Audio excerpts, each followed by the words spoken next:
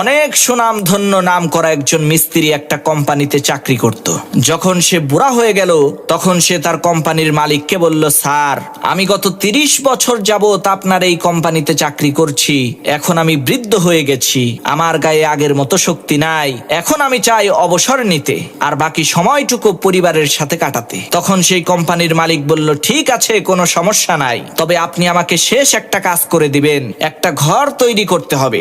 এই কাজটা করার পরেই আপনার ছুটি। তখন সেই মিস্ত্রি মালিকের মন রক্ষা করার জন্য তার অনিচ্ছা সত্ত্বেও সেই ঘর তৈরির কাজ শুরু করে দিল। কিন্তু সে মনোযোগ দিয়ে কাজ না করার কারণে তার সর্বশেষ তৈরি করা ঘরটা মোটেও সুন্দর হলো না। ঘর তৈরির কাজ সম্পূর্ণ হওয়ার পর কোম্পানির মালিক যখন ঘরটাকে দেখতে আসলো তখন ওই মিস্ত্রিকে ডেকে এনে বলল, আজ থেকে এই ঘরটা আপনার, আমাদের এই কোম্পানির পক্ষ থেকে আপনাকে এই ঘরটা গিফট করা হলো। তখন ওই মিস্ত্রি মাথায় হাত